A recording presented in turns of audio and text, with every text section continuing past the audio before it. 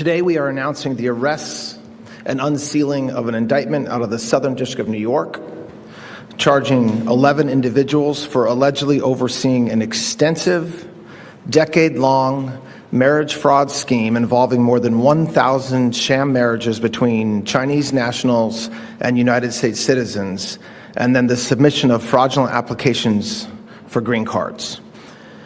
This is one of the largest marriage fraud prosecutions in United States history. This scheme was not a quick fly-by-night operation, but rather a years-long, multi-million-dollar cottage industry to criminally assist people who would not, or legally could not, otherwise become citizens of the United States. The men and women who facilitated this scheme were all naturalized citizens originally from China and one green card holder. Under President Trump's leadership, the Department of Justice is working alongside our partners at DHS to secure the border and protect American communities, something that was ignored during the last administration. Not only are we protecting our physical borders from unlawful crossings, but we are also preventing immigration fraud schemes that are just another way to skirt the immigration laws of the United States. The Attorney General, Todd Blanche, they're speaking on this headline here.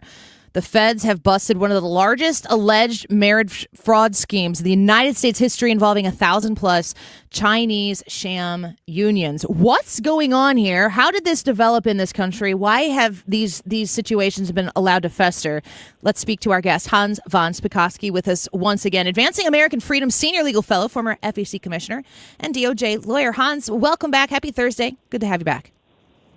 Well, thanks for having me back. Look, this indictment should not be a surprise to anyone. It was only a couple of years ago that the Justice Department, for the first time ever, filed criminal indictments against around 24 individuals in California who were running a birthright tourism travel agency. They were also being paid huge amounts of money by Chinese citizens to bring pregnant Chinese women to the United States on tourist visas, lying about why they were here in order so that they could their children here because they were pregnant. And all those people were convicted or pled guilty. Many of them fled to China. And if you look at the current indictment of all of these people, these Chinese individuals who are arranging sham marriages, some of the, I guess you could call them victims, paid $100,000 for this. Oh my gosh. That was the same amount being paid in the cases from a couple of years ago. And all the people who were indicted in the California case were making literally millions of dollars to get Chinese citizens into the United States. So let me ask a dumb question, Hans. I love asking these stupid questions, and you have such a way of making it make sense.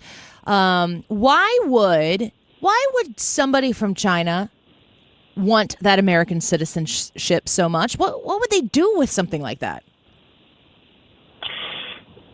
Well, there's a lot of advantages to being in the United States, which all of us Americans know. But the biggest thing, again, I mean, look, this is an indictment. We're just in this phase of finding out more information about it.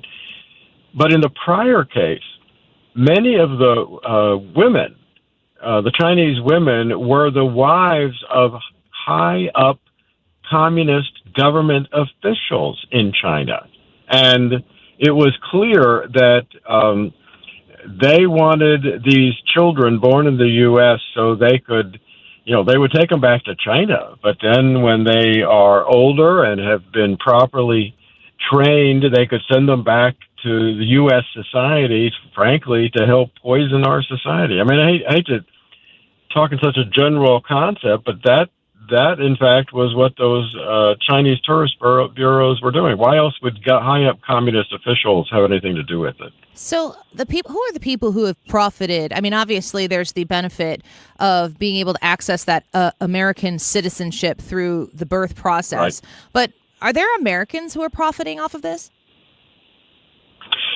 Well, it's unclear from the indictment whether that's the case, but yeah, in order for them to be successful with this, they either have to find former Chinese citizens who have become U.S. citizens and therefore could engage in a sham marriage, or they could find Americans who are paid to engage in a sham marriage. You know, there shouldn't be a surprise about this. There have been movies made about this by Hollywood of these kind of sham marriages that the only intent is to bypass our usual citizenship rules. Yeah, absolutely. Hans von Spakovsky speaking with us right now, Advancing American Freedom, senior legal fellow.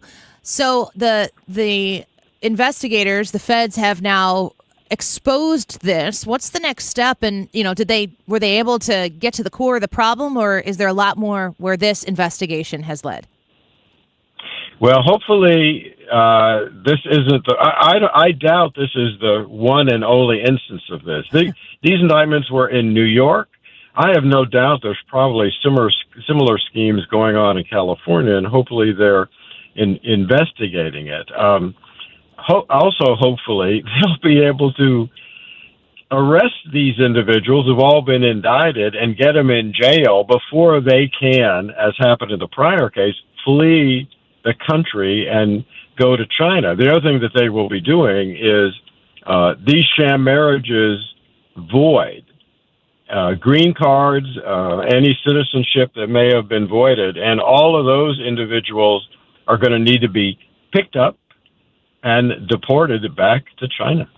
So, Hans, I want to give you an opportunity to tie this in. I think the president just signed a recent executive order in the Oval Office trying to end the birthright tourism situation. But the Supreme Court just ruled on the 14th Amendment, not in favor of what the administration was hoping to have done. Where are we on this moment in time right now about people who are taking advantage of our laws and using it in a way that subverts the integrity of the United States of America? Are we headed? Is there a pathway, a legal pathway, to resolving with new legislation or whatever it might be what the Supreme Court ruled against here this recent months?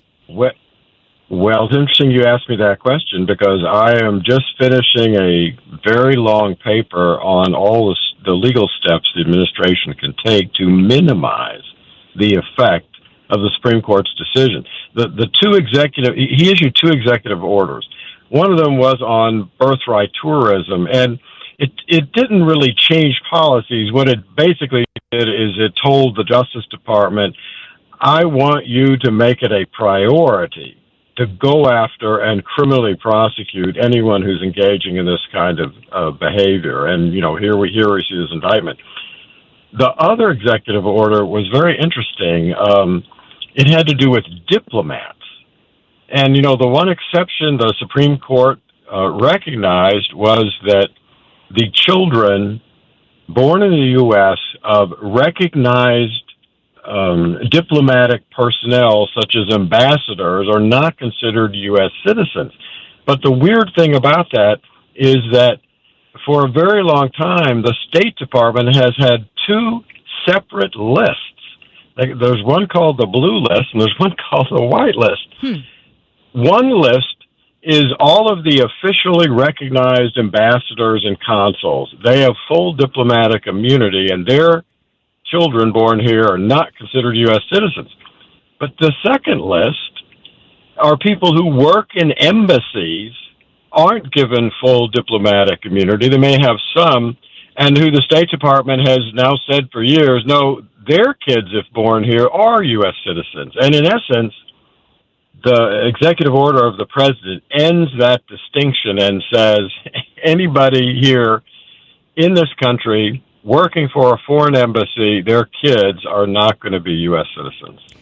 Hans von Spakovsky speaking with us. To wrap it up, do you feel as though the president, this seems like it's just not territory that you probably campaign on when you're running for president, that you're going to, take on maybe the 14th Amendment or the birthright tourism situation that exists here in the United States.